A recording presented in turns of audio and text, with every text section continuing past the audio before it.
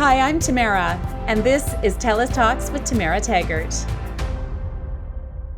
Hi, everyone. Today I am speaking with Sarah Wilson. Sarah is the New York Times bestselling author of the book First We Make the Beast Beautiful. I've read that one. I Quit Sugar. I've read that one.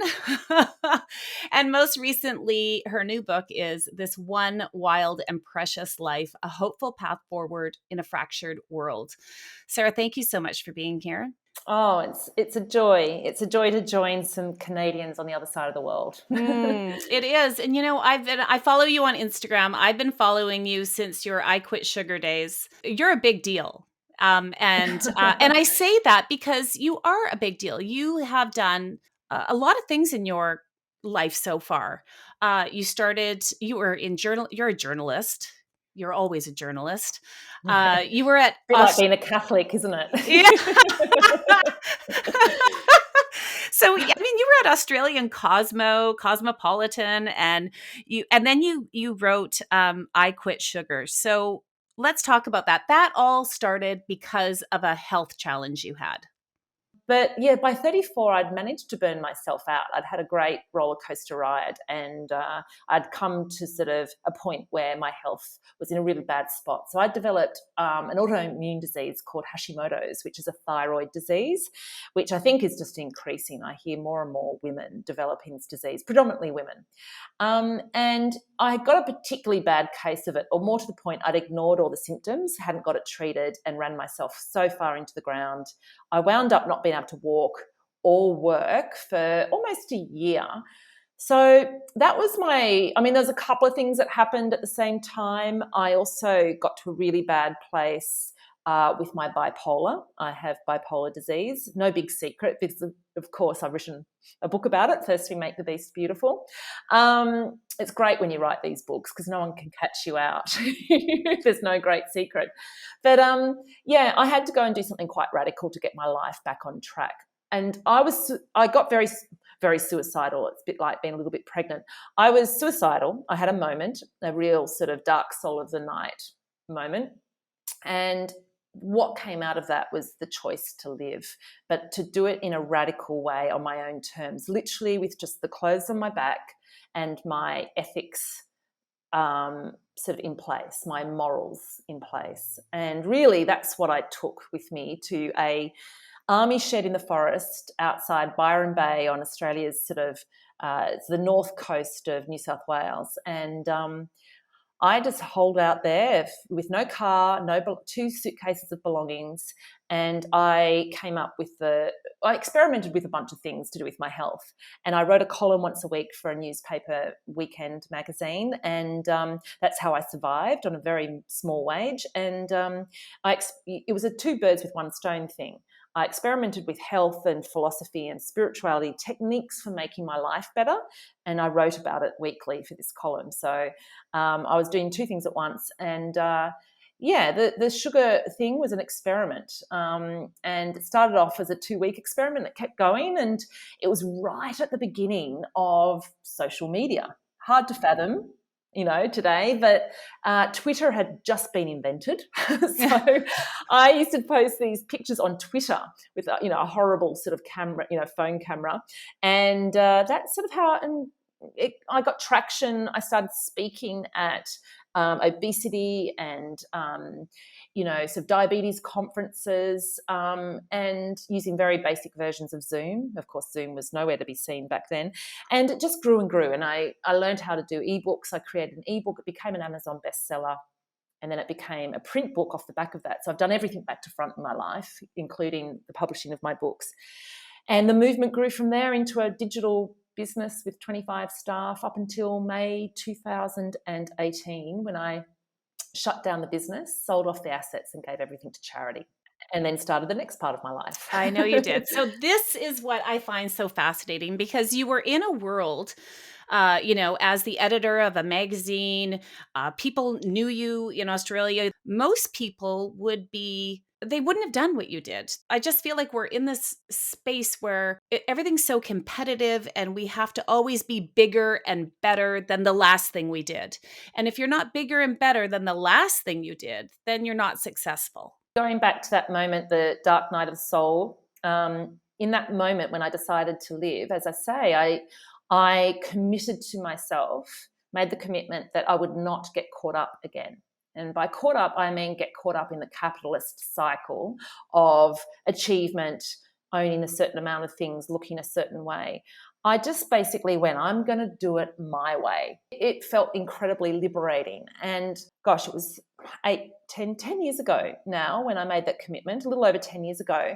I suppose I just felt this incredible lightness and sense of belonging in the world, a sense of belonging to myself, but also to the rest of the planet. And I continuously remind myself of that feeling. I go back to it, I evoke it, I touch it again just to remind myself to stay on track. So that's one of the things that enabled me to do that, because I have this radar now.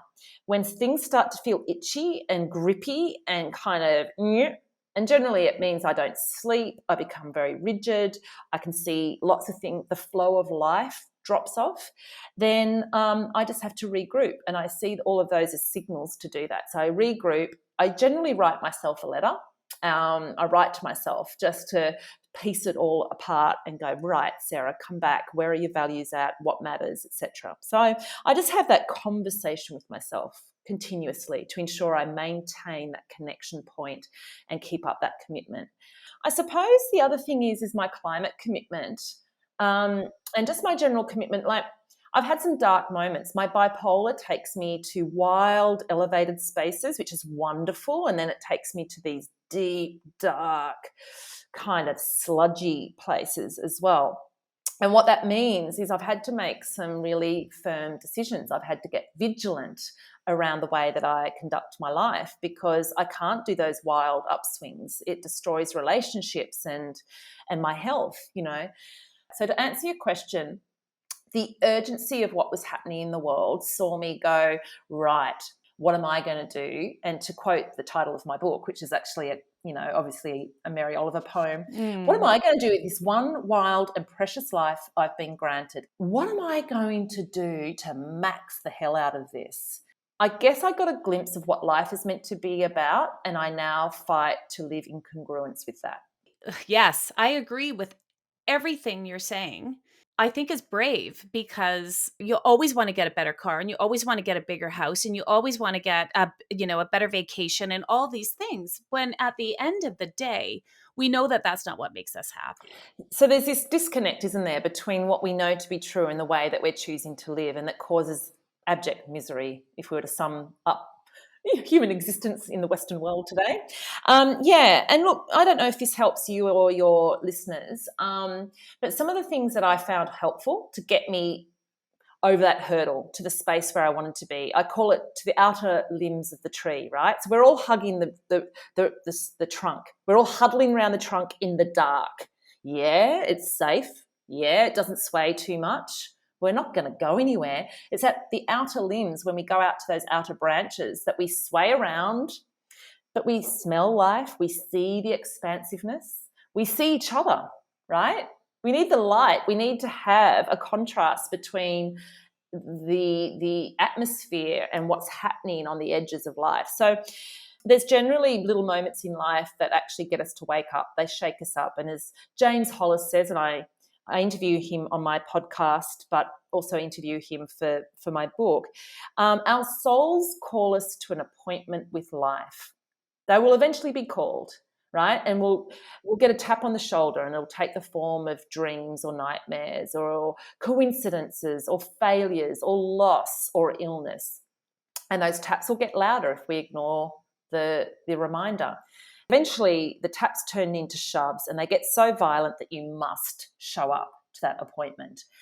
So that's often what happens, is we get shoved into that space. And I actually think the world and the climate crisis and COVID and everything else that's going on is that global shove. We are collectively being forced to show up to our appointment with life, and we'll get shaken off the planet if we don't. If I was to sum up the crisis today in our souls, we literally don't have time for discerning thought. And we've also lost the practice of it. I'll cite two of what I think is estimated to be about 40,000 studies that have been done to show that hiking in nature, essentially does incredible things for our minds and our creativity and anxiety and life purpose. So two of them that are my favourite ones, they generally are the ones that people go, oh yeah, that makes sense. So walking, putting one foot in front of the other, evolved at the same time as our flight or fight response. So the anxious response. As we sort of got upright, our brains grew in a particular way, but also discerning thought as well. Our ability to nut out complex arguments and structural quandaries evolved as we got upright and our brains got to a certain size, etc. Right? So it all happened in the prefrontal cortex. So when we walk, it will shut down the anxious response, and vice versa. If we're sorry, I shouldn't say vice versa. I'll get to that in a moment. But yes, when we walk, it blunts the flight or fight response. Just that nice rhythmic left-right patterning.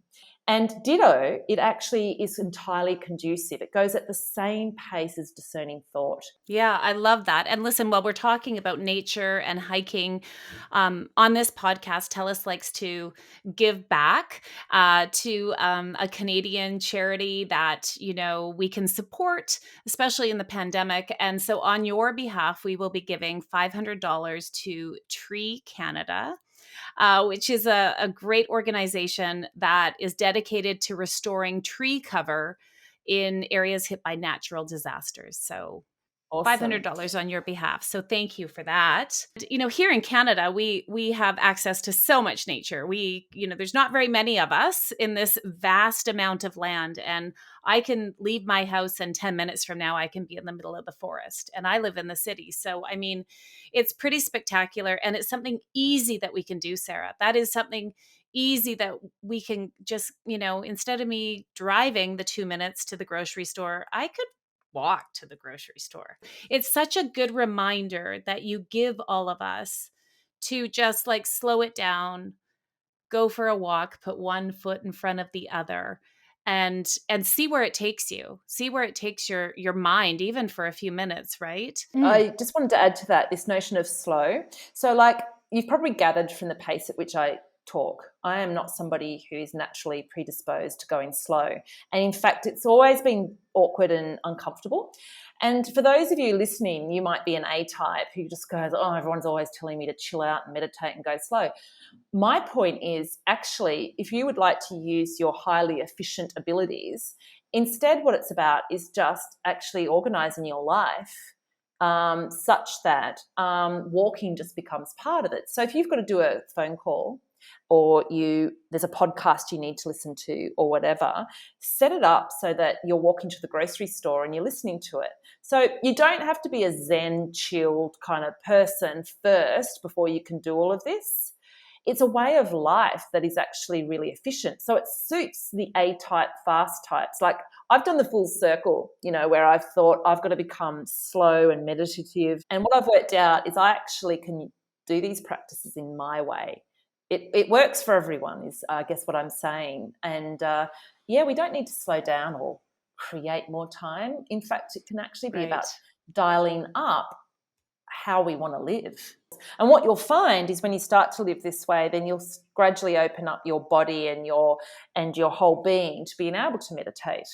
It's sort of like it's a bridge too far to just go straight to a stop, Anyway, I just thought I'd throw that in. No, I appreciate it. I do. You describe yourself as appropriately enraged, and I love that because as women, a lot of times when we are enraged about something, we are, we're told we're hysterical or we're, angry or whatever, all these things that we are. Like we're somehow not allowed to be mad about stuff. We have to be like quiet and over here, and you're not allowed to get mad about the climate, or you're not allowed to get mad about, what's happening in the world. What does appropriately enraged mean? Well, I would just say if you're not enraged in some way right now, you're not paying attention. Like, I don't know what planet you're on. And that's not a value judgment. It's a comforting, uniting statement, I feel. And you're absolutely right. As women, I mean, it's almost like we haven't moved on from sort of the 19th century hysterical diagnosis that was planted on women for, having an opinion or whatever. And we don't have a dialogue around that kind of female recorrection. But look at us. This is what women do. We lead the climate movement. At the grassroots level, it's the women who front up to the protests. It's the women who recycle and don't use plastic bags and push that whole thing. Also, here in Australia, we're going through a massive sort of Me Too Mark III kind of moment where our, leading political party is rife with sexual assaults behind the scenes happening in Parliament House. All these women on both sides of Parliament, of politics, standing up and saying it as it is. And it's beautiful and it's clear. It's unapologetic. It's there to get a job done. And so, appropriately enraged is, it's appropriate.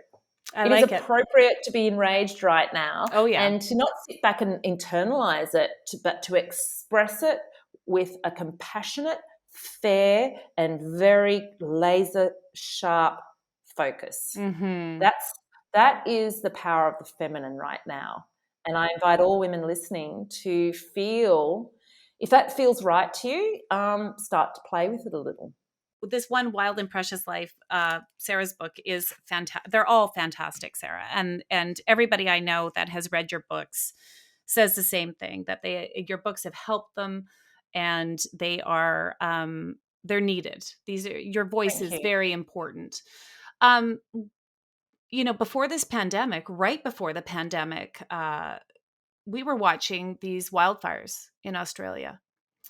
And it just felt like the world was on fire. And what we were watching and seeing, and it's tomorrow already where you are, right? So you're so far away, right? You are speaking from the future. But I say that because for a place that was so far away, it felt like it was in my yard, those fires and what we were seeing. And I thought to myself, this is it. This is the wake-up call. This is the wake-up call we all need to care about our climate, to care about what we're doing to Mother Earth. Do you feel, because I don't know what it's like in Australia, do you feel like there has been a major shift since then? Sadly, no. In fact, I asked that same question because, of course, I was writing my book in the middle of this. The deadline was in the middle of those fires, and then COVID hit and I pushed the deadline out because I wanted to observe what was happening and make it as relevant as possible. But the bushfires, no, I looked into it and there were 2 studies that were done. One was by Ipsos, the big sort of polling company, and then one was by one of the newspapers here. And they found that, if anything, it polarized people's thinking on climate science even further. So that's generally what happens when we face fear. This incredible cognitive dissonance kicks in where we actually coalesce around tribe. And that means obviously Facebook algorithmic kind of rabbit holes of climate denialism, as opposed to listening to science and facts and figures. Facts and figures really scare us in a crisis, and that is how our brains work, which was really interesting for me to learn at that point in my book. But yes, it polarized things. It didn't wake people up. I don't know what will. We are currently, right as I talk to you, in the worst flood in 100 years. It's biblical here at the moment. So we've got a horrible El Nino weather happening. We have thousands, I think it's now up to thousands of cattle washing out to sea. And so, these places that were burnt now are awash. So all the topsoil's gone. We've got beaches washing out to sea. So it was predicted that the planet would lose 40%. Australia would lose 50% of its beaches by 2100. And that's been brought forward. We've already lost some of the most iconic beaches. Gone. Houses washed out to sea.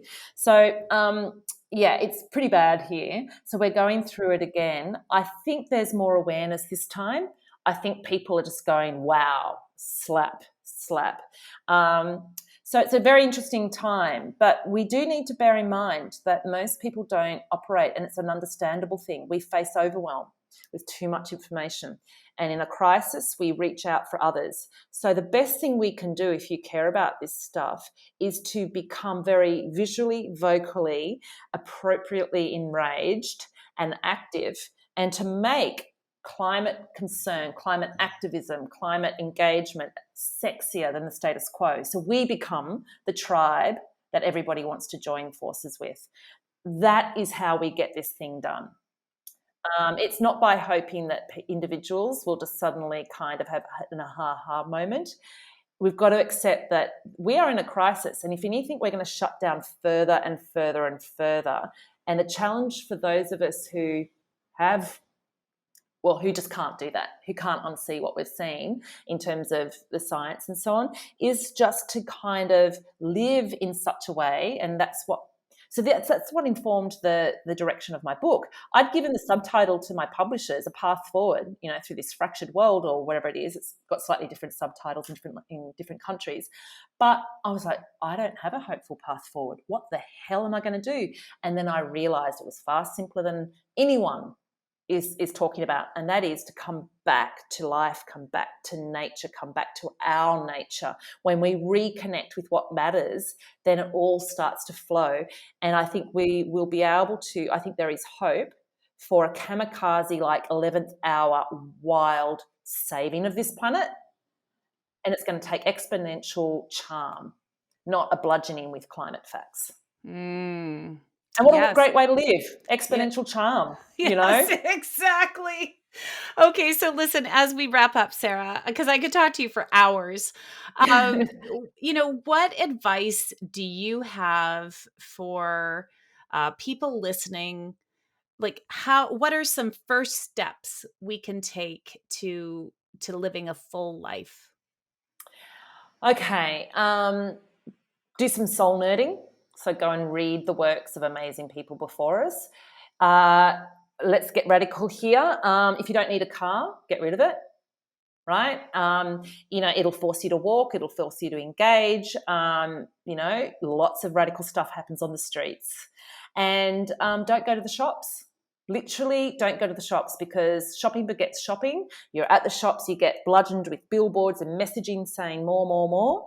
If you literally don't go to the shops, and really the leap forward from that is, and it's one of my hashtags that I have on Instagram, is hike, don't shop, because wherever you're hiking, you are away from all of that messaging. You're away from the shops. A hike takes the better part of the day by the time you get out there and you have your coffee and you get onto the trails, and then you get back and you have a shower and you're tired and satisfied.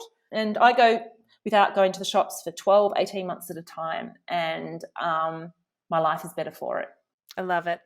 I love you, Sarah. You're amazing. Thank you so much. You can follow Sarah Wilson on Twitter. You are on Twitter, but I follow you on Instagram mostly. I'm not big on Twitter. Yeah, follow Sarah on Instagram, because she is wonderful to follow there. So it is _Sarah with an H, Wilson _. You will find her. She has a blue check, and she's got about 265,000 followers that are all watching her live this beautiful, wild, and precious life. And of course, her newest book, you can get wherever you buy your books. And First We Make the Beast Beautiful, A New Journey Through Anxiety. I highly recommend that book too. It's just fantastic. Sarah, you're amazing. Thank you so much for being with us and making the time. I appreciate it so much. And yes, look, from the future, Tuesday's looking pretty good. So you can look forward to it over there. Thank you. My pleasure. Have a wonderful day. Thanks for listening to another episode of TELUS Talks with Tamara Taggart. Be sure to subscribe so you can join us every Tuesday for another conversation. You can also check out our website, telus.com/podcast, and subscribe to our YouTube channel at TELUS Talks.